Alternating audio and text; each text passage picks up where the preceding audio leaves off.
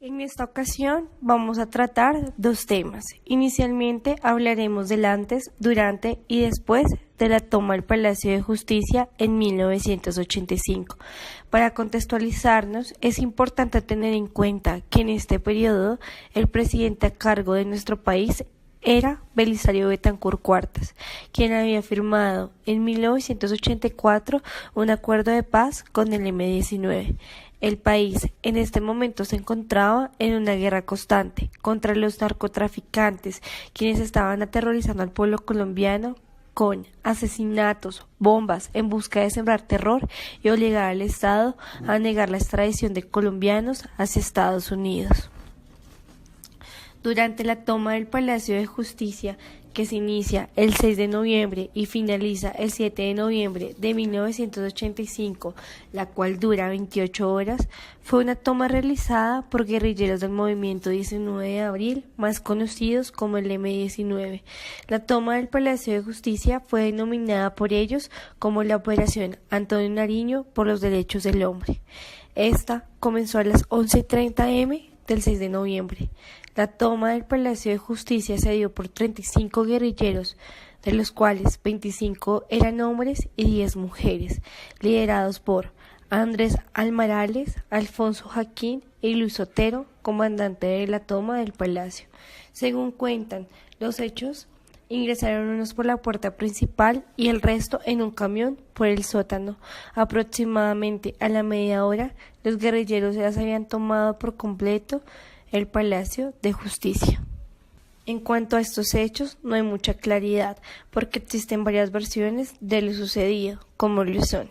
Primero, el presidente de la Corte Suprema de Justicia, Alfonso Reyes Echandía, 2 días supuestamente antes de la toma del Palacio de Justicia, retiró la vigilancia asignada al edificio por la Policía Nacional, dejándola en manos de una empresa privada llamada Covasec, en donde solo prestaban vigilancia 2 personas que fueron las primeras en morir, Eulogio Blanco y Gerardo Díaz Arbeláez. Esto aún no se ha esclarecido porque no se sabe la razón del por qué se tomó esta decisión, si no era su función y con qué interés, si él era uno de los más amenazados por llevar el tema de la extradición.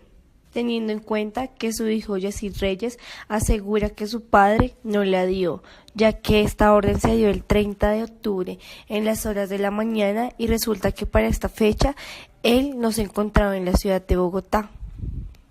Igualmente, es importante resaltar que el presidente de la Corte Suprema de Justicia, Alfonso Reyes Echandía, pidió un cese al fuego a través de los medios de comunicación, pero la ministra de Comunicaciones de la época le prohibió a las emisoras que se estaban comunicando con él hacer este tipo de emisiones. Con esto podemos concluir que los medios de comunicación se dejaron silenciar. Segundo, ya habían advertencias de que algo iba a pasar. Enviaron días antes cartas avisando de que iban a realizar un hecho histórico. También, 19 días antes, descubrieron los planos de la toma del Palacio de Justicia y esto ya se había advertido. Es aquí donde entra la primera explicación de los hechos. Dicen que esta toma fue financiada por el narcotraficante Pablo Emilio Escobar Gaviria, ya que como primera medida buscaba negociar la extradición y como segunda asesinar a los magistrados Manuel Gaona Cruz, Carlos Medellín Forero, Ricardo Medina Moyano y Alfonso Patiño Rosselli, a cargo del tema del tratado de extradición para los narcotraficantes. Esta versión se da ya que los primeros rehenes fueron los magistrados de 2 salas, la Sala Penal y la Sala Constitucional, los cuales se encontraban amenazados constantemente por parte del narcotráfico. Al igual, lo que se buscaba era quemar los expedientes que lo inculpaban a él de los delitos, ya que en esta época aún no se daba la sistematización en bases electrónicas. Según Popeye, su jefe de sicarios, asegura que Pablo Emilio Escobar financió esta toma para realizar y llevar a cabo lo ya nombrado, pero también para vengarse del actual presidente Belisario Betancur, el cual, según Popeye, recibió apoyo en su campaña presidencial y al subir al poder, no le cumplió a Escobar. La otra versión se establece después de que en agosto de 1984 se firmó un acuerdo de cese al fuego en el gobierno de Belisario Betancur y el M-19 juzga al gobierno por traición a la voluntad de la paz. El M-19 era un grupo que se encargaba de hacer golpes que tuvieran gran importancia en la opinión pública, así que responde, como lo afirma Gustavo Petro, por el incumplimiento del gobierno con lo que irá firmado para hacer un juicio político. Para analizar en cuanto a los hechos de la toma del Palacio de Justicia, en este lamentable acto mataron a 101 personas, 11 desaparecidos, entre ellos una guerrillera. Luego, Eduardo Maña, abogado de derechos humanos, gestiona todo para que no se quede así lo de los desaparecidos, encontrando cuerpos como el de Ana Rosa, trabajadora en la cafetería, nombrada como desaparecida.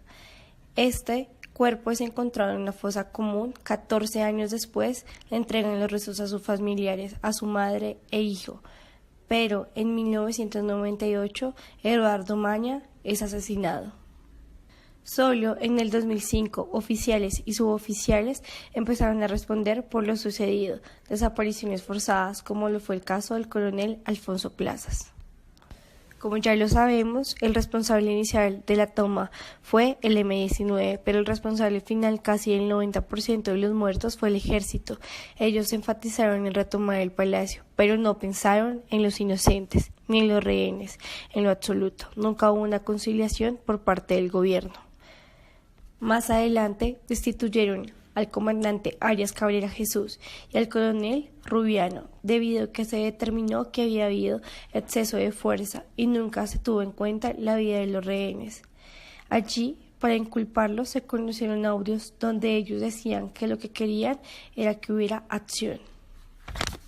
Más adelante, Alfonso Gómez, procurador, denomina el Pacto del Silencio, donde expresidentes, exmiembros de la fuerza pública niegan todo tipo de vinculación y no permiten retomar los hechos, no permiten esclarecer los hechos, borrando las pruebas, levantando los cuerpos, lavando con agua las escenas y recogiendo los escombros después de la toma del Palacio de Justicia.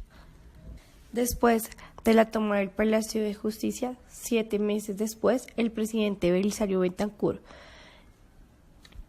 se absolvió por la toma con el argumento de que su conducta obedecía a un tipo de acto de gobierno. En enero de 1989 se ordenó también la captura de los 30 líderes del M-19, pero en ese momento estaban en negociaciones de paz con el gobierno de Virgilio Barco. Un año después entregaron sus armas y su responsabilidad en el ataque quedó borrada. Pero luego, 3 años después, una jueza intentó revertir este proceso, porque el terrorismo no puede ser amnistiado, pero el Congreso decretó otra ley de amnistía. Luego, en el 2005, llega la Comisión de la Verdad para indagar episodios no investigados al ataque del Palacio de Justicia, creada por Nilson Pinilla y sus compañeros José Roberto Herrera y Jorge Aníbal Gómez. Luego, los militares que en su momento fueron héroes estuvieron luego condenados, como lo fue el caso del coronel Alfonso Plazas Vega, ya nombrado. Fue condenado 30 años por desaparición forzada y las pruebas que se utilizaron en su contra fueron audios y videos donde él estaba enterado totalmente de las personas que salían del Palacio de Justicia y las llevaban a la escuela de caballería, donde no se volvió a saber nada de ellas. Pero en el 2015, el 16 de diciembre, lo absolvieron de todos sus delitos. En cuanto a las víctimas, cada 6 de noviembre salen a marchar, reunirse en la plaza de Simón Bolívar a reclamar justicia, a pesar de que ya se demostró que el Estado fue el encargado de su desprotección, aún siguen marchando. En cuanto a los desaparecidos, el Estado ya le respondió económicamente, pero no es suficiente, exigen la verdad y poder mantener viva su memoria.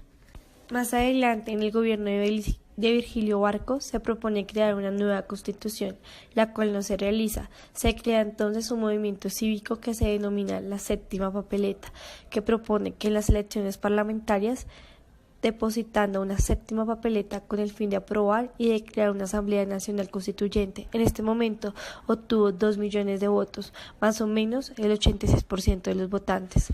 Es allí donde se convoca unas nuevas elecciones para elegir a 70 asambleístas para crear la nueva Constitución. Y en 1991 se crea la nueva Constitución Política, con una participación mayoritaria del Partido Liberal y el M-19.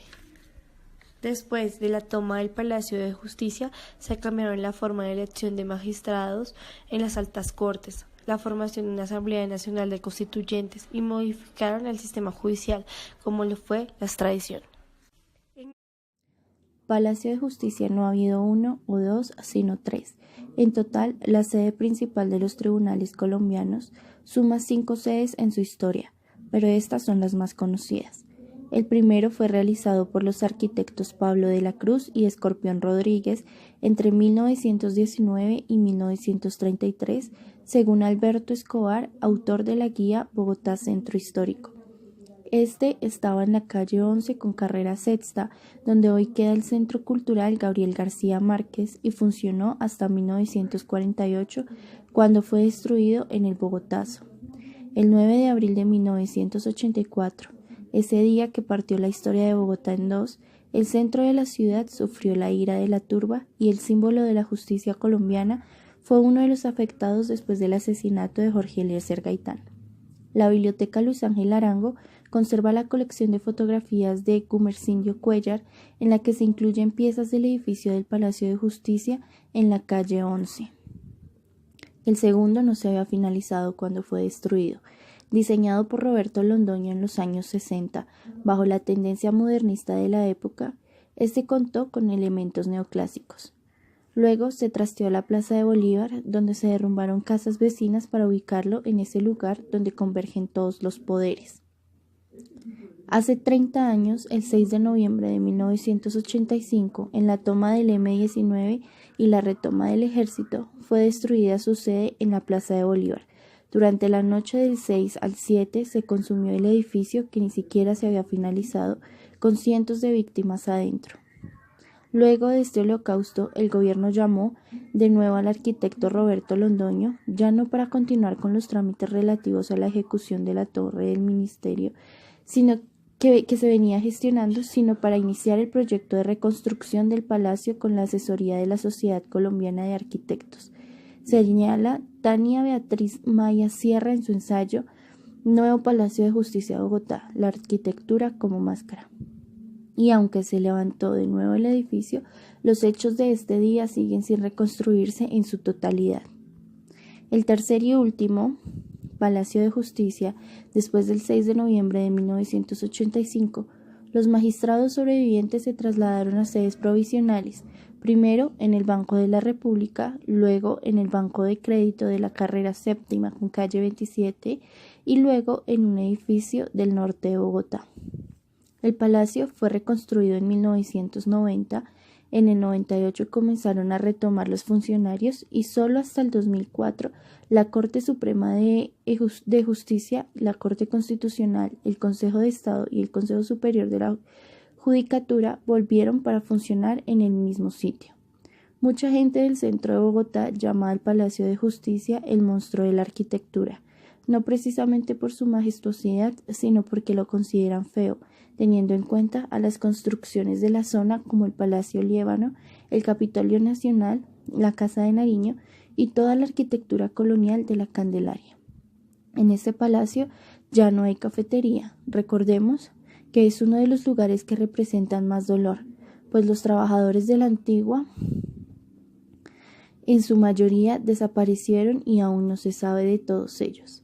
Dejando de lado la arquitectura, aún continúa la reconstrucción más importante de la historia que aún no termina, después de los 30 años del Holocausto, y lo que grita, no solo Bogotá sino el país, es que se reconstruya la verdad de saber por fin lo que pasó. El segundo aspecto que tomaremos hoy es la década del terror que se da de los años 80 a los años 90. Hablaremos especialmente de los asesinatos que se dan en la ciudad de Bogotá. Rodrigo Lara Bonilla, oriundo de Neiva, fue un político y abogado que ocupó altos cargos dentro del gobierno de Belisario Betancur, siendo el más importante el del ministro de Justicia, donde se caracterizó por perseguir a los narcotraficantes del Cártel de Medellín, dirigidos por Pablo Escobar. En 1984 fue asesinado en el norte de Bogotá por subordinados de Escobar. Su muerte representó el inicio de una guerra sin cuartel entre el Estado y los grupos de narcotraficantes que se extendería por más de una década. Guillermo Cano Izaza es considerado uno de los grandes periodistas del país. Su familia fue fundadora del Espectador. Como periodista se desempeñó como cronista taurino, deportivo, hípico, cultural y político. Dirigió El Espectador desde 1952 hasta el 17 de diciembre de 1986, cuando murió asesinado por sicarios del narcotráfico.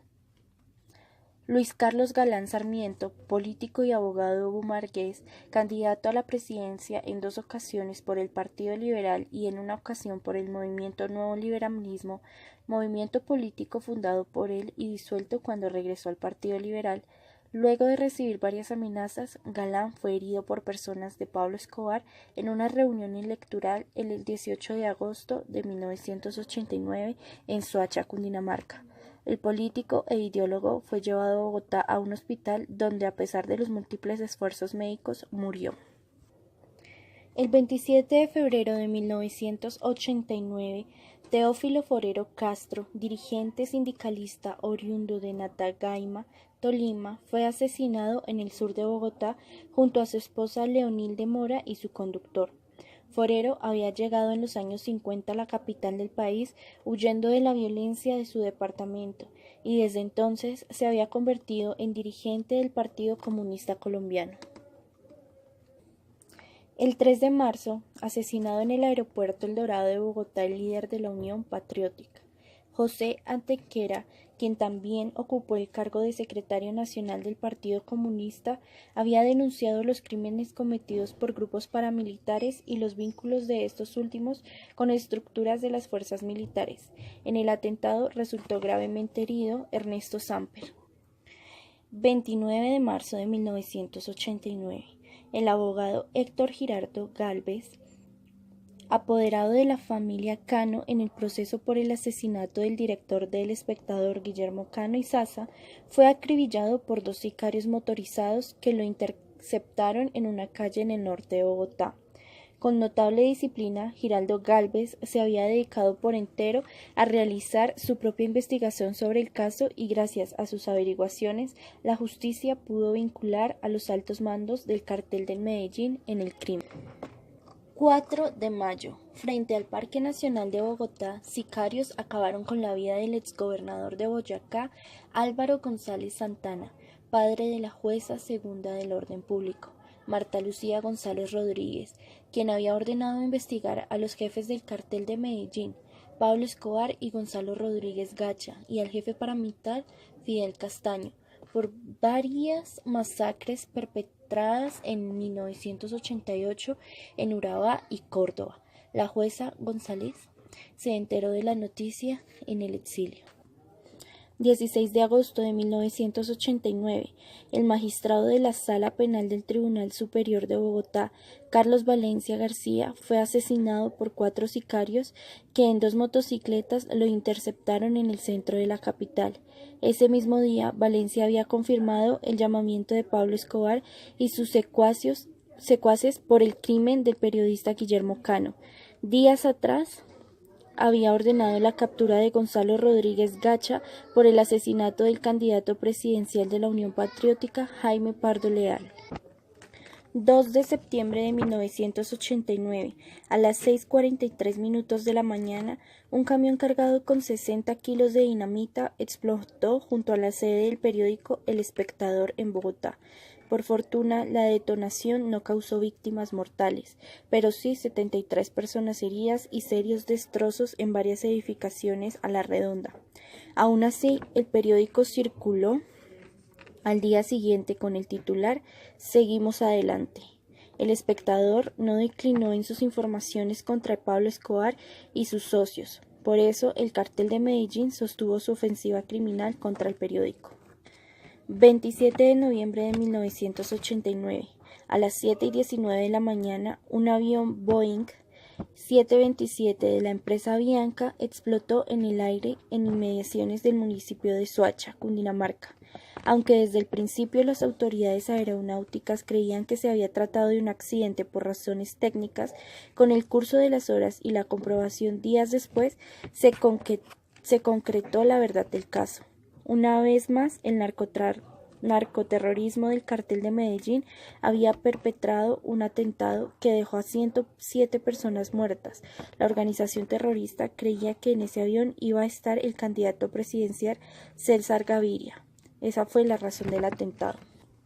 6 de diciembre de 1989, cuando el país aún no se ponía de la explosión del avión de Avianca, se materializó otro cruento ataque. A las 7:33 de la mañana, un bus cargado con al menos 500 kilos de dinamita explotó junto al costado oriental de la sede del DAS en Bogotá, situada en el sector de Palo Quemado, causando la muerte de 60 personas y al menos 600 entre heridos, lesionados y mutilados. Fue tal violencia del atentado terrorista contra el DAS que causó destrozos en 3 kilómetros a la redonda. El segundo aspecto